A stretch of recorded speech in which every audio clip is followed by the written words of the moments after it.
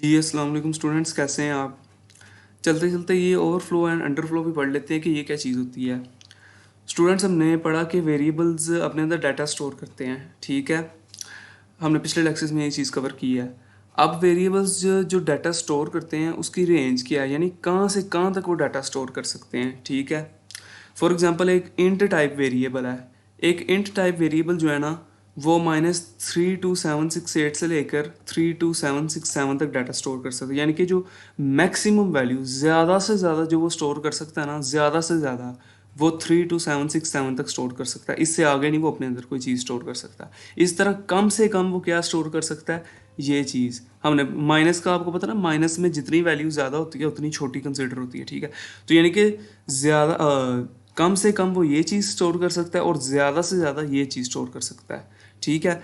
अच्छा, अब ज़्यादा से ज़्यादा वो 32767 स्टोर कर सकता है, तो अगर इससे भी ज़्यादा अगर हम उसको कोई वैल्यू दे दें तो मसला आएगा फिर, ठीक है। इस तरह कम से कम वो ये चीज़ स्टोर करता है, अगर इससे भी कम कोई हम अगर उसको वैल्यू दे दें तो मसला आएगा, ठीक है। तो अब उस मसले को ही पढ़ते हैं कि वो मसला क्या कहलाता है। ओवरफ्लो को पहले पढ़ते हैं। The process in which the value assigned to the variable is greater than its range or maximum possible value, ठीक है। यानी कि ऐसा प्रोसेस जिसके अंदर हम अगर किसी वेरिएबल को वैल्यू दें और वो वैल्यू उसकी रेंज से ज़्यादा हो, ठीक है, तो उस चीज़ को ओवरफ्लो कहते हैं, ठीक है। फॉर एग्जांपल एक जहाँ यहाँ जैसे यहाँ पर मैंने बताया कि एक इंट टाइप वेरिएबल की मैक्सिमम वैल्यू जो वो स्टोर कर सकता है वो ये है।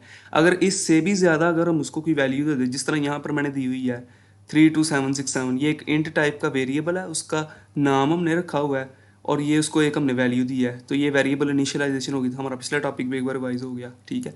तो खैर यहाँ पर हमने उसको एक वैल्यू दी है जो कि उसकी रेंज से ज़्यादा है, तो ये ओवरफ्लो हो गया, ठीक है। इसी तरह अंडरफ्लो पढ़ते हैं।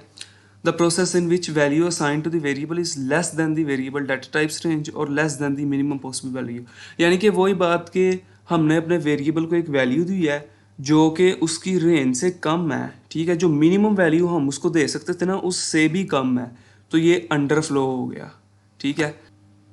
तो ये दो टॉपिक्स थे, एक ओवरफ्लो और अंडरफ्लो। ओवरफ्लो क्या है कि हमारे वेरिएबल को जो हमने वैल्यू दी है वो उसकी डाटा टाइप की रेंज से ज़्यादा दे दिया है, ठीक है, मैक्सिमम वैल्यू से भी ज़्यादा दे दिया है, ठीक है। इसी तरह अंडरफ्लो क्या है कि हमारे वेरिएबल की जो मिनिमम वैल्यू थी, यानी कि जो कम से कम वैल्यू हम दे सकते थे, उससे भी कम हम वैल्यू उसको दे दिया है, ठीक है। हमने उसको उससे भी कम वैल्यू दे दी है, तो वो अंडरफ्लो हो जाएगा, ठीक है। अच्छा, अब ये जो ओवरफ्लो और अंडरफ्लो वाला जो चक्कर है ना, इसको कंपाइलर डिटेक्ट नहीं करता। यानी कंपाइलर हमारी गलती नहीं बताता कि यार यहाँ पर आपने वैल्यू जो है इसकी रेंज से ज़्यादा दे दी है, या यहाँ पर आपने वैल्यू इसकी रेंज से कम दे दी है, ठीक है।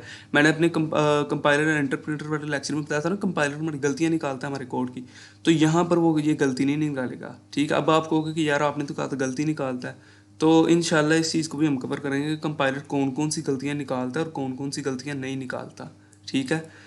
तो स्टूडेंट्स, आज के लिए इतना ही था। अपना ख्याल रखिएगा। अल्लाह हाफिज़।